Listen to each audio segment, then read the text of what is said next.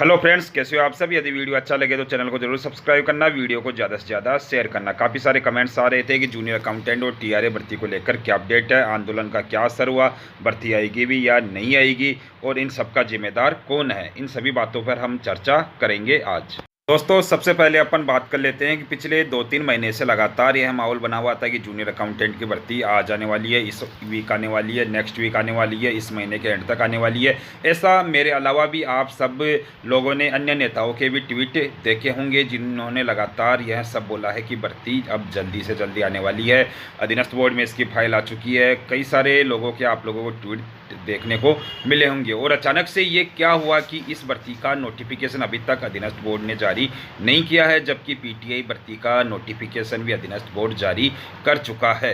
तो दोस्तों, आप सभी को बता दूं कि जूनियर अकाउंटेंट और टीआरए भर्ती उस समय सीईटी से बिल्कुल बाहर थी। ऐसा जो लोग आज यानी भागदौड़ कर रहे हैं उनको भी पता है, उनको भी सचिवालय से यही न्यूज़ मिल रही थी कि जूनियर अकाउंटेंट भर्ती में सीईटी लागू नहीं होगा। लेकिन अचानक से ऐसा क्या हुआ कि सब कुछ दिल जज्बात सब कुछ चेंज हो गए। दोस्तों, आप सभी को बता दूं कि जब ये आंदोलन करने वाले थे उससे पहले भी मैंने इन लोगों को बताया था कि कोई मतलब नहीं है बिना मतलब में सरकार की अंगुली करने से, क्योंकि सरकार भी कुछ एक दो विशेष पर्सन ऐसे हैं जिनसे चिड़ी हुई थी, क्योंकि सरकार को इनपुट मिला था कि कुछ लोग हैं जो राजस्थान में यानी अच्छा खासा बेरोजगारों पर प्रभाव रखते हैं, वो दूसरी पार्टी से यानी संपर्क बनाने में लगे हुए हैं या वह पार्टी इन लोगों से संपर्क बनाने में लगी हुई है। तो इस वजह से आप लोगों को जो भी यह घटनाक्रम देखने को मिला तो उसका एक परिणाम यह भी हो सकता है।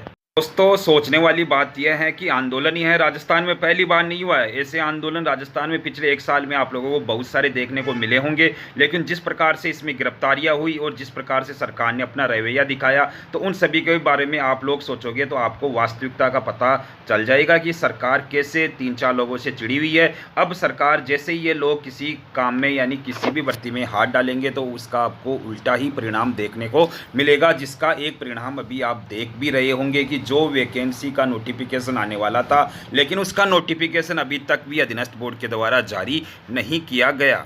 इस आंदोलन के 2-4 दिन पहले मैंने आपके जो हितैषी बन रहे थे वे कुछ लड़के थे जो भागदौड़ भी कर रहे थे, उनको मैंने समझाया भी था कि सरकार अभी इस शख्स के यानी बहुत ही ज़्यादा इससे चिड़ी हुई है, तो आपको इसका उल्टा परिणाम देखने को मिल सकता है। लेकिन बात समझ में नहीं आई और 1-2 गालियाँ भी दी, तो गालियों का वीडियो भी मैंने डाला था, जिसका परिणाम उन लोगों को यह समझ में आ गया होगा कि वास्तव में उस दिन मैंने उनको यह बात सही बोली थी।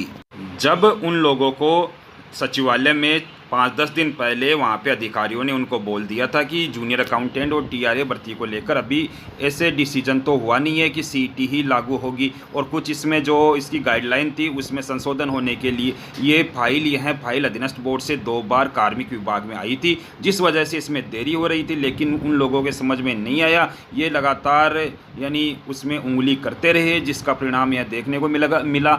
ऐसी बात नहीं है कि राजस्थान सरकार सुनती नहीं है, लेकिन दोस्तों यदि उसका भी एक प्रोसीजर होता है, उस समय देखो दोस्तों कोई भी बात ऑफिशियल नहीं थी कि सीईटी लागू भी होगा या नहीं भी लागू होगा।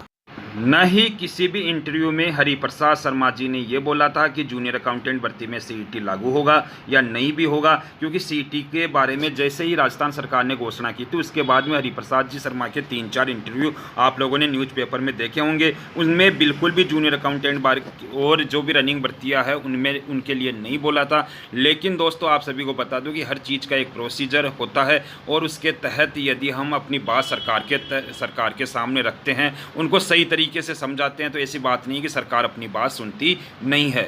तो दोस्तों, मैं तो सीधे और साफ शब्दों में यही कहना चाहता हूं कि जो यहां आंदोलन हुआ उसका इस भर्ती पर विपरीत प्रभाव देखने को मिला है, और विपरीत प्रभाव आप लोगों को स्पष्ट भी हो गया होगा कि किस प्रकार से विपरीत प्रभाव पड़ा है। अब आप सभी को बता दूं कि यह भर्ती आएगी भी या नहीं आएगी। आप सभी को बता दूं कि जूनियर अकाउंटेंट भर्ती आएगी, आप लोगों को बिल्कुल भी घबराने की जरूरत नहीं है, नेगेटिव होने की जरूरत नहीं है। लेकिन यह भर्ती कब तक आएगी, कब तक इसका नोटिफिकेशन आएगा, तो यह सब कुछ तब भी पता चलेगा जब ग्राउंड लेवल पे कार्य किया जाए। जैसे ही लेब असिस्टेंट की एग्ज़ाम होती है उसके बाद में अधिकारियों से बात करके बिल्कुल बात रखी जाएगी कि इसका नोटिफिकेशन जल्दी से जल्दी जारी किया जाए, हो सके तो इसको सीईटी से बाहर किया जाए। धन्यवाद दोस्तों। तो दोस्तों, मेरा तो बस इतना ही कहना है कि न किसी बेरोजगार नेता के चक्कर में पड़ के जो भी इस भर्ती की तैयारी कर रहे हैं उन सभी को ही अपने हिसाब से भागदौड़ करनी होगी। कहीं पता नहीं हो कि किसी नेता के चक्कर में इस भर्ती का भर्ता बन जाए। तो दोस्तों इसके बारे में और कोई अपडेट आती है तो मैं आप लोगों को समय समय पर बता दूंगा, लेकिन मेरा इतना ही कहना है कि जो लोग इसकी तैयारी कर रहे हैं वही भाग दौड़ करें, बिना किसी नेता के चक्करों में पड़े। आप लोगों ने देख लिया होगा कि 83 लोगों की गिरफ्तारी हुई थी, तो उनके घर वालों पर क्या गुजर रही थी वो तो उनके घर वाले ही जानते हैं। अब ये मत बोलना कि सर आप उनका विरोध कर रहे हो, उनकी जिनकी गिरफ्तारी हुई उनका विरोध कर रहे हो। उनकी विरोध नहीं कर रहा, लेकिन ये वास्तविकता है कि उन लोगों के घर वालों पर क्या गुजरती है वो लोग ही जानते हैं। धन्यवाद।